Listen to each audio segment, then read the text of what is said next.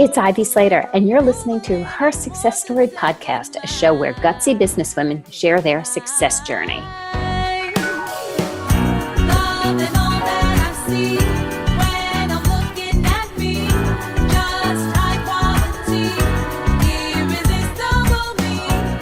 Hi, it's Ivy Slater. Welcome to today's episode of Her Success Story. I have an incredibly inspirational guest today.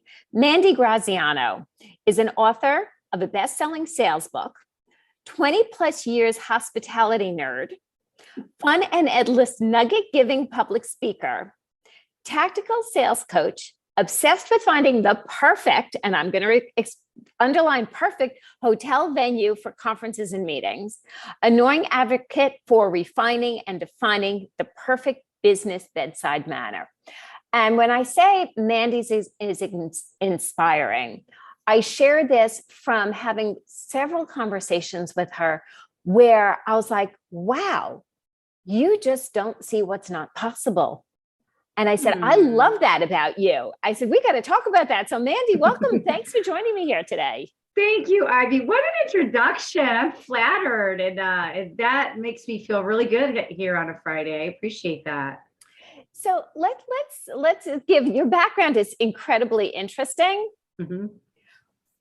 Share a little bit of your journey in conferences. Mm-hmm. You know, so what are we going? We're jumping back a good 15 plus years, probably close to 20. 20 plus years, since 1999, 1998. Yeah. So it's, my history, my story of origin, as the kids say, is in events, conferences, hospitality, hotels. And I started in events when I did an internship back in college in Toledo, Ohio, for this company called Rally by the River. It was basically a weekend classic rock band every week. And it was something that happened in Toledo, and people would come and bring their picnics. And we had like ZZ Top and all the great classic rock bands. But I was the intern, right? So I did whatever the intern had to do. I read band riders. I walked speakers to where they needed to go to the green room. I counted the green M&Ms, all the things. And that was my first taste of blood, so to speak, in terms of events and how much I loved them, right? Like once people get together and how important that is, whether it's for music or whether that's for business. And I think gathering in person is so very important. So that was more than 20 years ago.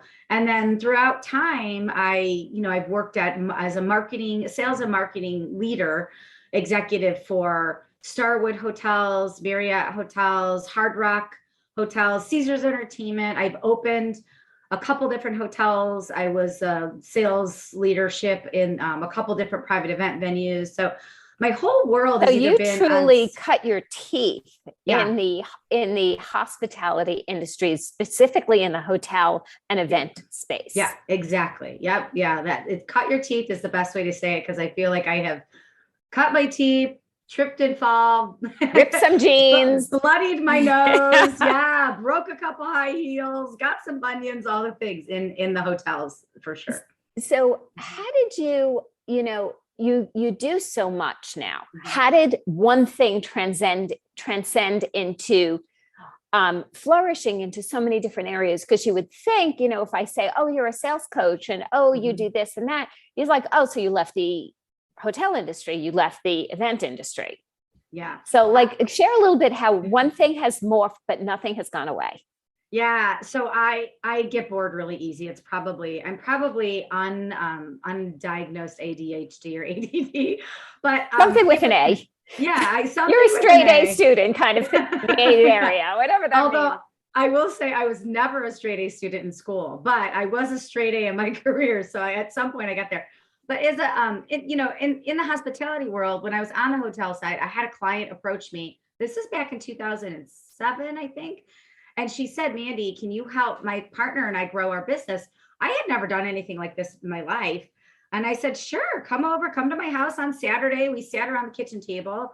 We hatched a plan to grow their business. We grew their business by 30% within like the first 2 or 3 months. And really, it was just establishing systems and processes and then tightening up some of their existing vendor relationships so they could get better pricing.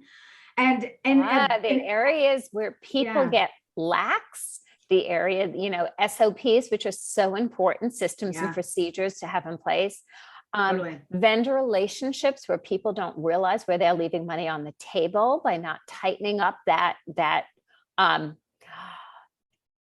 strong relationship to make sure you're as profitable as possible. Yeah, that's exactly what it was. And it wasn't to anybody's fault. It's just they were also new business owners 5 years in.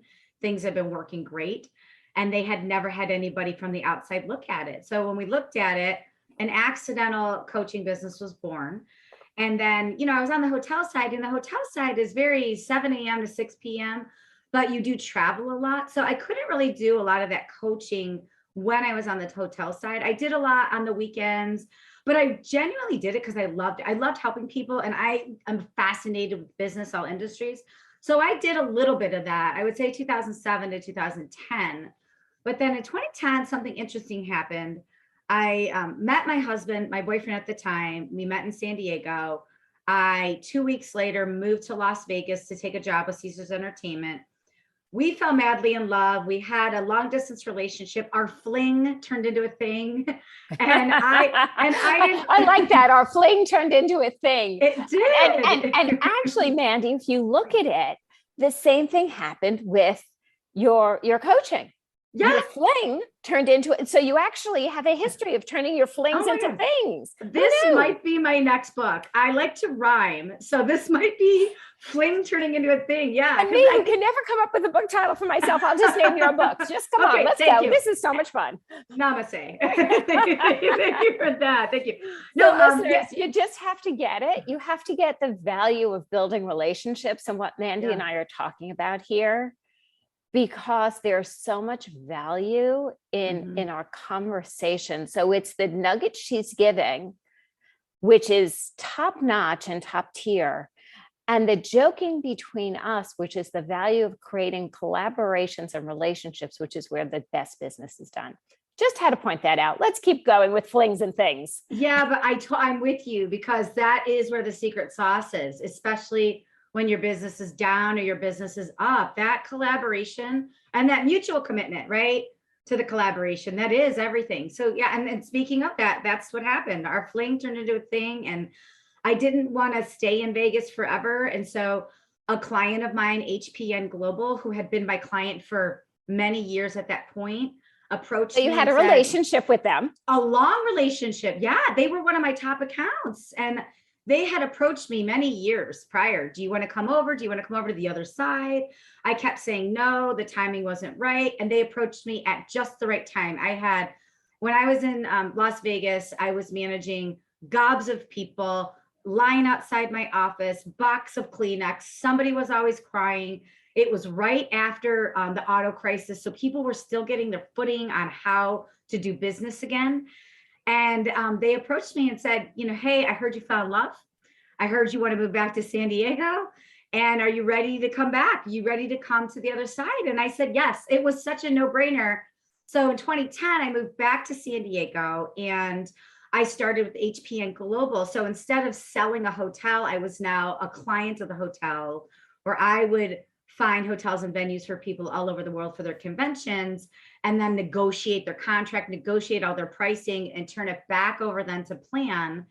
And then if they don't have a planner, then I have a team of people that can plan. But that also soothed my soul and satisfied like my history, right? Being rally on the river with events, because now I'm back in it, but I'm on the other side of it.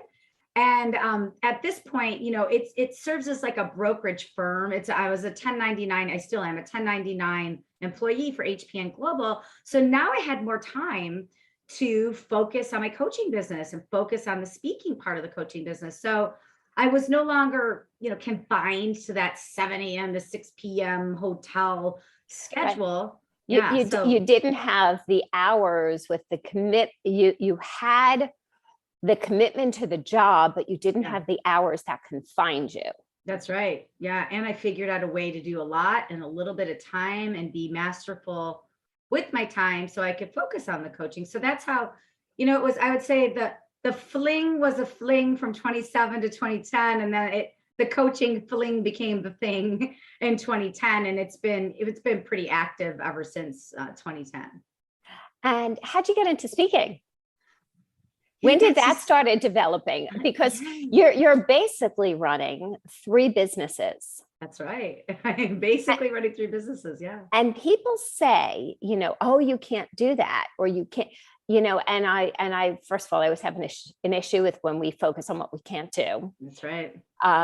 When we look at what we can do, one thing I'm hearing is your relationship in the event business was established, and you're still doing that. And you've had these relationships and you're working them, and there's a strong stream of income through that piece of business. And then have the time now, because you're creating the hours that you're working on your time to then develop whatever else you want to do. Yeah, that's exactly it. And I think too, I get a little twinge in my side when people say you can't do that, because I think anything is possible.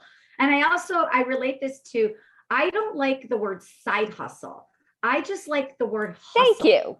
I agree with that. And it's like, nobody asks Ryan Reynolds. Nobody says, well, you can't be an actor and own a football team and be a spokesperson for this and have a production company. Nobody tells him he can't do all those things. So it's like, why can't I do everything I love? If I put it in the buckets, I manage my time, I'm still a great human and a great wife and dog mom, family member, and take care of my health. If all of those stuff align, why can't I do these things that feed my soul and that I'm good at? So, that's, I really do believe, over the years of the 3 businesses, I just pulled the levers on things, right? So during COVID, when all the conferences were canceling, I canceled. Yeah. So I was going to ask about this. How did you, okay. So on comes COVID. COVID. Right. You're running 3 different entities. Yeah. Okay. And how did you navigate, plan and execute forward from that point? At that point? I pulled the lever. So my whole plan has always, the strategies pull the lever on when things work, right? So I pulled the lever down on speaking and coaching when COVID happened, because when COVID happened, I canceled 202 contracts and nobody was meeting in person. A lot of people were meeting virtually, but I'm just not compensated that way. I'm compensated when people physically go to a hotel. So not only was I pulling the lever on speaking, so I amped up my speaking, a lot of virtual speaking engagements, and then amped up that lever on coaching. Because the interesting thing is, a lot of people left different industries. They had been in an industry for 20 years. And these great entrepreneurs went to another industry, and their new kid in the candy store, new kid in the cafeteria, they have a lot of transferable skill sets, but they still need some coaching on how to navigate that. So I pulled the lever on coaching and speaking. And then my book came out in 2021 as well. I didn't write it during COVID. I finished it writing at the end of 2019, because 2020 was going to be the best year ever. And then the last chapter of my book was dedicated to what I learned from COVID. It was called Disaster Selling. But I just pulled the lever on the coaching, speaking, writing side. And then I just maintained the conference business, because I had to cancel and renegotiate all these contracts. I wasn't paid. Like, you don't get paid if a meeting doesn't happen. But I still wanted my customers who were fearful. They were fearful for their own jobs. They were fearful for just the situation I had. I wanted them to feel like Mandi is still a resource. So when I'm ready, I'm going to use her. So I really spent a lot of time educating myself. I was a student of the crisis, and I educated myself on, what do I need to know about gathering guidelines? What do I need to know about these specific and very new contract clauses that my clients are going to need to know when they claw out of COVID about gathering? Mm-hmm. And so I educated myself. I hosted webinars. And then I still do those webinars. I hosted them with my partners, my hotel partners. So I maintained those relationships, going back to your so let's look at this. Right. Yeah. So you went as opposed to saying, oh, like all this is lost in the hotel event. Mm-hmm. You stayed there and kept that. And I like your example, for those of you who might not have gotten the illustration, when Mandi is discussing about pulling levers, remember her alignment with Las Vegas, right? think about pulling levers of the slot machine. Like, am I going to pull this lever on this one? Am I going to pull this lever on this one? And as we, very often in the same concept, as busy leaders, we pull levers on sometimes different departments, sometimes, family, sometimes, different businesses, different responsibilities, different clients. It's the same. It's a great illustration. As long as you know that your levers of what you're prioritizing for purpose and a reason in that order. And you don't abandon the unpulled lever. You still find a way to maintain that unpulled lever, because there's going to be a time where you pull it. Like right now, I'm pulling that back because conferences are back. So you have to, even though you're pulling a lever, you have to really still foster and care for and water that little lever so it's ready when it comes back. Absolutely. So what are some of the, the key in reading, your book, Sales Tales, right?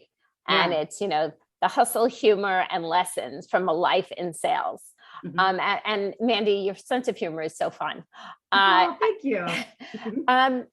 If one key takeaway, one key tip from the book, what would that be? Disarm the stigma of sales. We are all selling. Even if you are not in sales, a parent is selling, trying to get kids to eat foods. We are selling as entrepreneurs. Inventors are selling to pitch their ideas. We're all selling. So disarm the stigma of sales, make it light, get comfortable with it, and have fun. There's so many clever tactics in there that you probably wouldn't have thought about, and it's not rocket science, that you can implement today to your personal professional life. But disarming the stigma of sales and making it fun was a really big thing for me. And I agree. I think sales is so much fun because I think getting to know people is so much fun. Yeah, I think so. But a lot of people, there are some people, they just don't like people, and that's fine. And I really believe that. Like, if you are an inventor or an engineer or whatever your role is, and you're running a business and you don't like people, you don't have to pretend to like people. Go find somebody like you and I that like people. Exactly. Hire a third-party contractor to be your business development person. I think it's accepting those things about yourself, getting comfortable with sales. But if once you get comfortable, you're like, I still don't like people. Fine, totally fine. Pick somebody to go do it for you. I always think, leaders can be some of the greatest salespeople because you have such a heart for what you're leading. Yes, I agree. You have such a heart for what you're leading. And there's sometimes just some skill sets that we forget, like asking for the sale, as opposed to just telling people about what we love or being so inquisitive and so interested in them. We forget to transfer that into, and this can help you moment. Yeah. And why? And I think I read a stat somewhere, 65% of salespeople or business leaders don't ask for the business. Like, that is so much business to be left on the table. So the closing is a big thing. And I also think value. I think we are constantly devaluing ourselves and we don't even realize it. And as soon as you can realize the value of value, you are guns a-blazing. Like I'm about to say that is going to be a conversation for another podcast interview, because the concept of devaluing ourselves, unfortunately, is rather consistent out there. And too often an epidemic we would like to start eliminating or eradicating. So how can our listeners continue to follow you, know more? If you're organizing an event, if you are interested in bettering your sales, I love the accidental sales coach. If you're interested in bringing you in to speak, if you're interested in just getting to know you. I am weirdly available on all sorts of places. So social media, Instagram, Mandi Graziano, TikTok. I have a really fun TikTok page. It's no dancing. It's all kind of sales rants. Or my website, mandigraziano.com, LinkedIn. You can get my book on Amazon, Barnes and Noble. If you just Google Mandi Graziano, you can find me, and I'm available. Excellent. And listeners, I'll always say this is the time to take a deep breath and say, okay, I listened to Mandi and Ivy chat, and there was some really interesting nuggets, and I really liked when they said this, that, or the other thing. Take one piece one piece that was said today and identify what that is. What's that aha takeaway for you? And what are you going to implement about it? How are you going to take that forward to make a difference in your business, in your life, in your career? Because that's the idea of listening in to her success story. If this podcast meant something to you, share it forward with somebody else. If it resonated, share it forward. This is about giving. And as we give, we receive greater and greater. Mandi, thank you so much for joining us today. Thanks for having me. You are a powerful human, and I'm just honored to know you. This is awesome. I'm honored to know you as well, and I'm looking forward to having some fun together. Thank you. Listeners, stay tuned to more episodes of Her Success Story coming to your podcast app next Monday. See you then.